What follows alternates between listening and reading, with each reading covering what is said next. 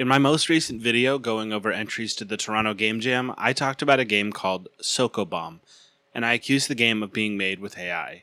The developer, and more importantly, artist of the game, commented and said they were the artist and that there was no AI. I commented and apologized, and they said it was no big deal, and that was very kind of them to respond that way. As far as I saw it, it was a bridge burned, a mistake made, and even though I did respond, letting them know I'd love to talk to them about game development, they did the most logical thing to do, which was to not respond, though if you're watching, the offer still stands.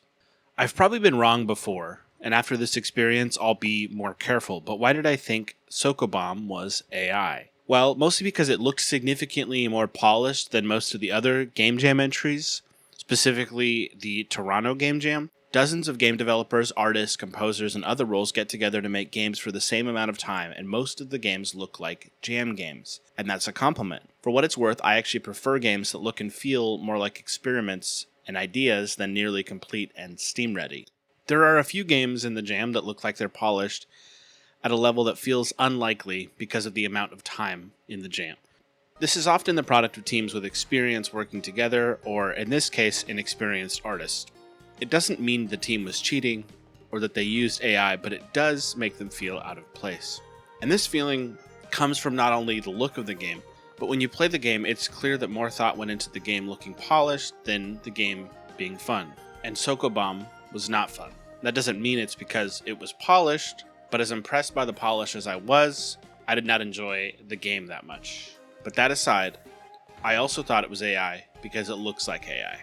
I don't know what an artist is supposed to do when the Ouroboros of AI-generated art that steals from pixel artists, spits out art that makes pixel art look like AI. It's not fair to the artist, but it does make the art feel more cheap. This means that now, more than ever, creating something unique and with a high degree of artistic flair is of the utmost importance. There's a lesson learned here. Cynicism is fun. Being flippant is arguably more fun. There's a lot of games to go through, and while I might be staring at 118 entries to a game jam, on the other side of these entries is a person or multiple people who created something under the stress of a game jam, and every person involved deserves the benefit of the doubt. I should have given them the benefit of the doubt. I played a lot of games on itch.io in my life. I own roughly 1,300, about 80% being from bundles, and I've played all the ones I own. Even the aforementioned 1,300 from bundles. Most of the games I've played on itch.io, though, are for the most recent section, which is just a chronological feed of the most recent games uploaded to itch.io. Sometimes they're taken down minutes later because it's just a pirated copy of Mino the Hollower, and sometimes it's a gem by John Topielski, developer of notable titles like Pillow Fight and Thwack, that you happen to encounter during the perfect refresh, which was, in my case, 1 Million Shrimp.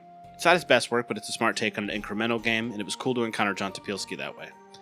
There's something satisfying about playing a game uploaded 2 minutes ago that the developer was just there, waiting for someone to play it. Among these, though, are also games that have the author explicitly stating that they were just quote-unquote tinkering with Claude, then uploaded it, games that have the AI UI, or games that are so low effort that it doesn't matter. It's easy to become cynical when in one day you play 30 games in a row that all feel soulless and low effort. And even while fighting against my natural cynicism while writing this, it must be said that the state of earnest and/or genuine uploads on itch.io is less than it used to be. Although, there are still good, if not great, games being uploaded every day. But at the end of all this thinking about AI, it doesn't matter. Jam games have a feel, a look, and a spirit that can't be defined by words. When you play something scrappy that doesn't completely work, but you can't stop playing it because it's so fun, that feeling is everything, and that's why I love game jams. I didn't need to say Sokobomb looked like AI because it didn't matter if it was. The art made me feel like I was looking at something that was not made by a person. So if I could say what I wanted to say about Sokobomb the first time without bringing up AI, I would say that its level of polish feels out of place compared to other games in the game jam. But I can also relate to being on the other side of this. When I was 10 years old, I really wanted to be a baker, and my church was having a pie baking competition. So I decided I'd bake a pie for the competition. I decided I was going to bake my favorite pie, banana cream pie. So my mom got the ingredients, and during the week, I made 2 practice pies, and I learned something from both of them, which was the importance of the pie looking delicious. I spent a lot of time trying to make sure the cream looked appetizing, and I practiced just putting peaks in the cream to make it look professional. The time came for the competition, and I brought my pie and I put it on the table amongst the other pies. My 10-year-old self was so sure that I had a chance, even if I didn't win anything. Even to just have my pie seen as at least good would have been fine by me. So the judges walked around and tasted the pies and took notes, and then when it was all done, they announced the winners, and I did not win. But what confused me is that I wasn't even mentioned. I walked over to my pie to see what the notes said, and they said that I'd been disqualified for cheating by submitting a store-bought pie. And I never baked again. I gave up on my dreams of becoming a baker. They probably weren't real dreams. I was 10, but I cannot express the degree to which this devastated me. And I would never want someone to stop making games because of something I said. So no more AI accusations.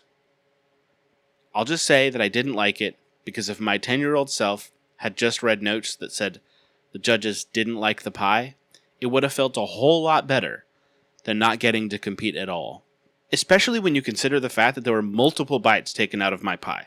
It left me wondering, did you like it, Norman? I know you're the one that had my pie, Norman. Was it good? I hope so. Because I worked my little 10-year-old ass off